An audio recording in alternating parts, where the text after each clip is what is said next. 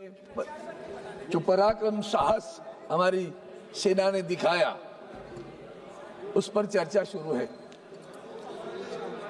तो पहले मैं भारतीय सेना के पराक्रम, अनुशासन, अद्वितीय रणनीतिक क्षमता को नमन करता हूं। खास करके हमारे सत्ता पक्ष के जो बड़बोले हैं वो सुन ले भैया कि हम लोग सेना के प्रति गौरव गोगाई ने भी शुरू में कहा था, मैं आज वो शुरू में ही कहता हूं, उनकी शूरता, वीरता, पराक्रम, साहस को नमन करता हूं, प्रणाम करता हूं। लेकिन ऑपरेशन सिंदूर की जब बात शुरू करते हैं तो पहले बात तो यहां से शुरू होती है, ऑपरेशन सिंदूर क्यों? ऑपरेशन सिंदूर क्यों? इसलिए सिंदूर का ऑपरेशन हुआ कि पहलगाम का हादसा हुआ। सभापति महोदय, मैं कुछ कार्यकाल के लिए मंत्री था और जब मैं कश्मीर में गया था इलेक्ट्रिक बसेस का लॉन्चिंग करने, तो चप्पे पे पुलिस खड़ी रहती थी, जवान खड़े थे, एक फरलांग भी नहीं, 50-50 गज पे एक जवान खड़े थे, सशस्त्र जवान खड़े थे। अब ऐसा क्या हुआ कि उस दिन पहलगाम में कोई सशस्त्र जवान नहीं है, पुलिस नहीं है, हमारे टूरिस्ट वहां आए हुए हैं, सैलान आए हुए हैं, तो पुलिस भी नहीं है। या किसने आदेश दिए थे कि वहां जवान नहीं रहेंगे? जांच वहां से शुरू होनी चाहिए। जांच अगर करनी है तो वहां से शुरू करिए। सभापति महोदय, इतना गंभीर है, इतना बड़ा ग्राउंड जैसे प्लेस है पहलगाम पे, मैं गया हूं, यहाँ भी बहुत सारे लोग गए हुए, सैलानी करके गया हूं, मंत्री करके भी गया था। इतनी पुलिस थी, इतनी जवान खड़े थे। उस दिन सारे जवान कहां गए थे? और हमारा इंटेलिजेंस वहां से पाकिस्तान कितना दूर है? क्या ये आतंकवादी नेपाल से वहां है? ये मत भूलना, पहलगाम के पहले भी कुछ हादसे हुए हैं। हाल ही में मुंबई के बम स्फोट का जो उच्च न्यायालय ने निर्णय दिया है, जो जिनको आतंकवादी समझकर पकड़ा गया था, नीचे कोर्ट ने उनको शिक्षा दी, शासन दिया, 5 लोगों को मृत्युदंड दिया, उच्च न्यायालय ने सबको रिहा कर दिया। तो 2 चीजें लगती है, 19 साल उनको जेल के अंदर क्यों रखा अगर वो उसमें शरीक नहीं थे तो? और आज तक इसका मतलब हम आतंकवादी पकड़ नहीं पाए। सभापति महोदय, उस वक्त कश्मीर के गवर्नर थे सत्यपाल मलिक, और सत्यपाल मलिक जी ने उस वक्त, आज भी वो याद दिलाते हैं, उसके पहले पुलवामा की घटना हुई। सभापति महोदय, ये जो बात कर रहे हैं ना, जवानों के बारे में तुम्हारे मन में इतना बड़ा आदर है, शौर्य वीरता के लिए तुम प्रणाम करते हो, उस जवानों के लिए, उस सीआरपीएफ के लिए सत्यपाल मलिक जी गवर्नर साहब बार बार सरकार को कह रहे थे कुछ गड़बड़ है, इन जवानों के लिए हवाई जहाज दे दो। आपने हवाई जहाज नहीं दिया सर, हवाई जहाज नहीं दिया। वो बार बार प्रधानमंत्री तक बात करना चाहते थे। प्रधानमंत्री हमारे कॉर्बेट पार्क में थे, इतना बड़ा हादसा हुआ, फोन नहीं आया। वहां से दिल्ली आए, किसी और कार्यक्रम में गए, आप लोग घड़ियाली आंसू कौन बहता है?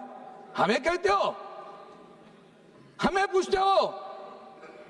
याद करो, पुलवामा के वक्त सत्यपाल मलिक जी जो तुम्हारे पार्टी के थे, जो गवर्नर थे, उनका बयान याद करो। आज भी वो कहते हैं, बार बार कहने पे भी आपने जवानों को रास्ते से भेजा। जैश ए मोहम्मद हमला किया, 40 जवान शहीद हुए, आज तक जांच नहीं हुई है, आज तक नहीं पकड़े गए। सिंदूर नाम देते हो, भावनात्मक खेलते हो लोगों से। सिंदूर किसका छीना गया? हमारी बहनों का सिंदूर छीना गया ना। तो जिन्होंने छीना वो आतंकवादी आज तक पकड़ नहीं पाए।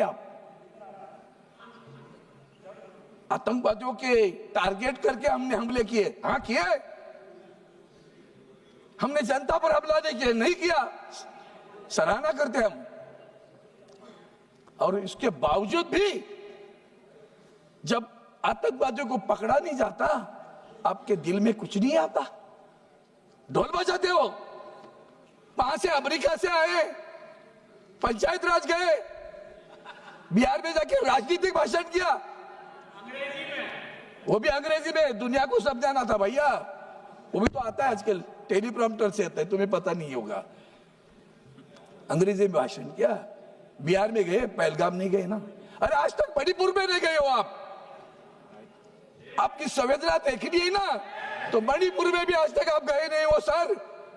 Don't you feel hurt? दुख नहीं होता, दर्द नहीं होता, शर्म नहीं आती, बुरा नहीं लगता? फिर हम आपका भी ढोल बजाते बैठेंगे क्या? हम ढोल हमारे सेना का बजाएंगे, आपका नहीं बजाएंगे, इतना ध्यान में रखना। ढोल हम सेना का बजाएंगे। आपकी क्या उसमें शूरता वीरता थी? अगर आपने फ्रीडम दिया था, तो फ्रीडम देने के बाद में वो तुम्हारे जो डिफेंस के अधिकारी पाकिस्तान के अभी भी कह रहे थे, गिड़गिड़ा रहे थे, तो गिड़गिड़ा रहे थे ना, तो बिना शर्त क्यों लिया? बिना शर्त युद्ध समाप्त कर दिया। वो तो पक करता ही है अमेरिका का प्रेसिडेंट, उसकी तो बकबक आज भी चालू है। मैंने रुकवाया, मैंने रुकवाया, मैंने रुकवाया। बिना शर्त क्यों किया बंद? बिना शर्त क्यों? अगर वो गिड़गिड़ा रहे थे ना, तो शरण आ रहे थे। अगर वो शरणार्थी थे तो शर्तें लगानी चाहिए थी। क्या शर्तें लगाई आपने? उसके बाद में भी युद्ध चलता रहा, हमारे जम्मू पर हमले होते रहे, नागरिकों के बस्ती पर हमले होते रहे, हम देखते बैठे क्या? सभापति महोदय, हमारी सबसे बुरी बात यह है, सार्क, ये नेपाल, इर्द गिर्द हमारे जो राष्ट्र हैं, एक राष्ट्र हमारे साथ नहीं बात करता। हम तो विश्वगुरु हैं, हम तो विश्वगुरु हैं, पूरे दुनिया में घूमते हैं, 200 राष्ट्रों में गए, पाकिस्तान के आतंकवाद के बारे में बात करते हैं। आतंकवाद के लिए हम कॉम्प्रोमाइज नहीं करेंगे, नहीं करना चाहिए, सराहना करता हूं, प्रधानमंत्री को धन्यवाद भी देता हूं। लेकिन माननीय प्रधानमंत्री जी, आपके साथ पूरे विश्व में एक राष्ट्र भी नहीं खड़ा रहा।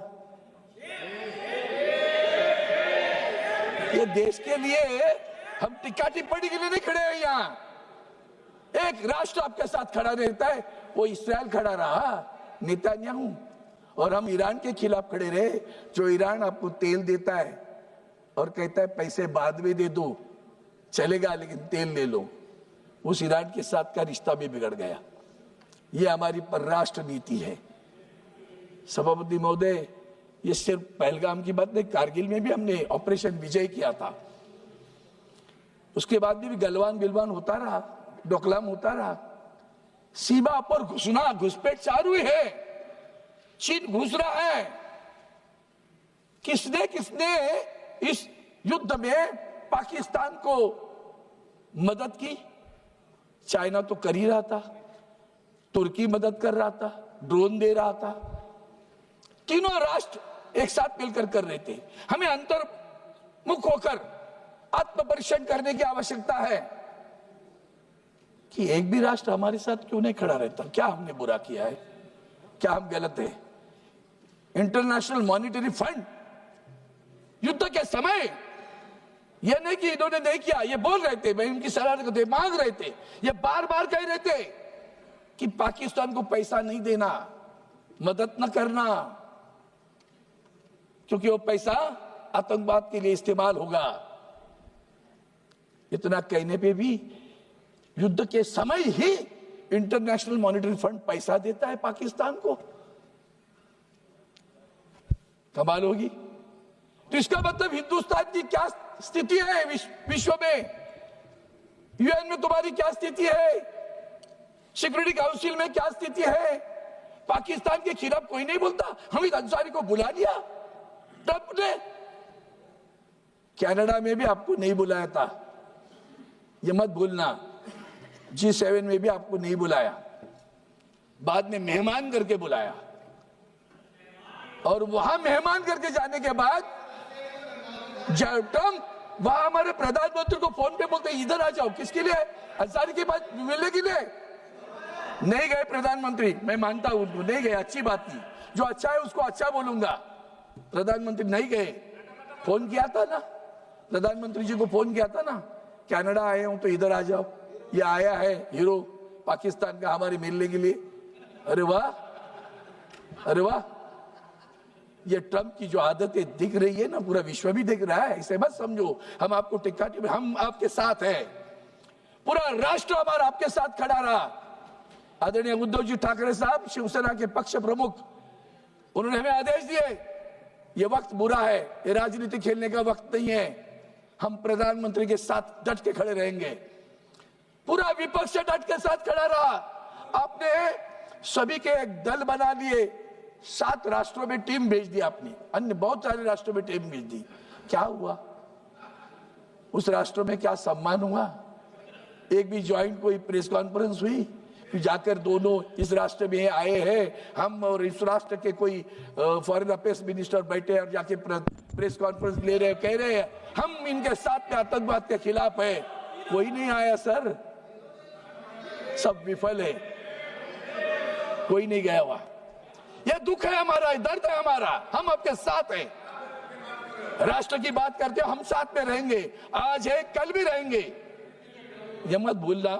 इसलिए मैं 2-3 चीजें याद दिलाना चाहता हूं। कारगिल का युद्ध भी जैसे भूल नहीं सकते ना, वैसे और भी कितने लोग हैं वो भी भूलना चाहिए। वो अमेरिका के राष्ट्राध्यक्ष बार बार बोलते हैं, ये कहते हैं अभी बार बार बोलते हैं, हाँ बोलते हैं ना, वो हमने कब कहा कि हमने आपका सुनकर युद्ध नहीं रोका है? पाकिस्तान हमारे सामने गिड़गिड़ा रहा था, तब जाकर हमने युद्ध रोका है।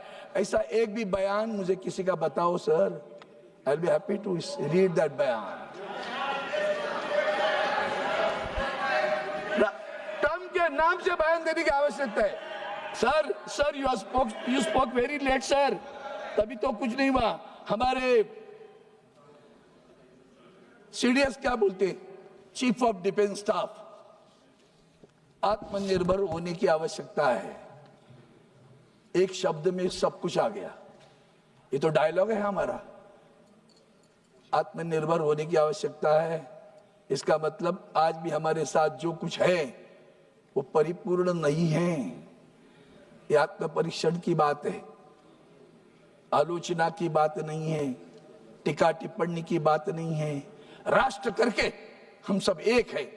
राष्ट्र की एकता, अखंडता, संप्रभुता, सुरक्षितता सबसे अहम है, महत्वपूर्ण है। और इसलिए मैं 2-3 चीज और याद दिलाना चाहता हूं कि सभापति महोदय, जब ये नवाज शरीफ को मिलने गए थे, किसने बुलाया था? बिन बुलाए गए थे, याद है? बिन बुलाए गए थे, इनको याद नहीं होगा। और जब ये अभी आदरणीय राजनाथ सिंह जी ने एक ट्रेन, लाहौर की ट्रेन की बात की, वंदनीय हिंदू हृदय सम्राट शिवसेना प्रमुख बाला साहब ठाकरे ने उस वक्त कहा था, ये समझौता एक्सप्रेस पर नहीं करो, पाकिस्तान सांप जैसे कितना भी दूध पिलाओ वो जहर ही उगा लेगा। और उनके शब्द आज खरे उतर कर आए हैं। कितना भी करो, जब आपके पास पहलगाम का हमला होने के बाद उन्होंने क्या कहा, यह तुम्हारा अंदरूनी मामला है, हमारा कोई संबंध नहीं इससे। 200 लोगों को पकड़ा था आपने, बाद में 2 रखे। उन्होंने सबको खाना पीना खिलाया, उसके लिए भी अच्छा कहो कि भाई वक्त पे जो लोग दौड़ कर आए वो हिंदुस्तान की भूमियों के लिए आए। जो हमारी बहनों की सिंदूर पूछने के बाद में जो लोग दौड़ कर आए वो भी तो हमारे हैं ना, तो इसकी याद दिलाने की आवश्यकता है। मैं इतना ही कहूँगा सर, ये जितने भी घोटाले की बात करोगी, आपने कहा शांति और शक्ति, अरे आपके बीजेपी के समय हम भी उनके साथ, पाकिस्तान ऑक्युपाइड कश्मीर लेके रहेंगे, यही तो वक्त था भैया, यही तो वक्त था पाकिस्तान ऑक्युपाइड कश्मीर लेने का। किसने मना किया आपको? हम युद्ध नहीं चाहते, बुद्ध, अरे वाह, युद्ध नहीं चाहते बुद्ध, ये कभी सीख लिया भैया? कल तो कहते थे हम पाकिस्तान ऑक्यूपाइड कश्मीर लेंगे। अब तो वक्त आया था। किसने मना किया आपको पाकिस्तान ऑक्यूपाइड कश्मीर लेने के लिए? 21 से 9 अड्डे पे हमला करके ये मत सोचो कि आपने बहुत बड़ा कुछ हासिल किया है। शूरता वीरता उनको फ्रीडम दे दो। आपने कहा हमने दिया है तो रोका क्यों? तो रोकने के लिए आपके बीच में पड़े। सीडीएस को कहना था हम रोकेंगे कि नहीं रोकेंगे, उनको जाने दो ना था आगे। यही तो वक्त था ना, यही तो वक्त था पाकिस्तान को एक बार सबक सिखाना। जैसे इंदिरा गांधी जी ने सबक सिखाया था ना, वही दोबारा सबक सिखाने की आवश्यकता है। यही वक्त था सबक सिखाने का। बांग्लादेश निर्माण किया, उसी तरह इस वक्त भी कर सकते थे। पूरा पाकिस्तान ऑक्यूपाइड कश्मीर कब्जे में लेते थे, प्रधानमंत्री को सर पे लेके हम नाचते थे। सर आपने पाकिस्तान ऑक्यूपाइड कश्मीर ले लिया, हम आपकी सराहना करते हैं, अभिनंदन करते हैं। और इसलिए सभापति महोदय इतना ही कहता हूं कि ये सब ये घुस के मारेंगे वाली बात है ना, घुस के मारेंगे, घुस के मारना है ना। ओसामा बिन लादेन को कैसे मारा, वैसे घुस के मारा। श्री अमर काले जी, एक मिनट सर, खत्म कर रहा हूं, एक वाक्य में खत्म करता हूं। ओसामा बिन लादेन को कैसे मारा, उसे कहते हैं घुस के मारा। और आखिर में एक ही विनती करता हूं, ऐसे पाकिस्तान के साथ क्रिकेट खेलने का बंद करो। जो पाकिस्तान आपके साथ इस तरह से बर्ताव करता है, उस पाकिस्तान के साथ आप क्रिकेट खेलने जा रहे हो। मैं विनती करता हूं उस पाकिस्तान से क्रिकेट मत खेलो, और जो आपको मन में है उसके लिए जवानों को ताकत देने के काम करिए। धन्यवाद। जय हिंद, जय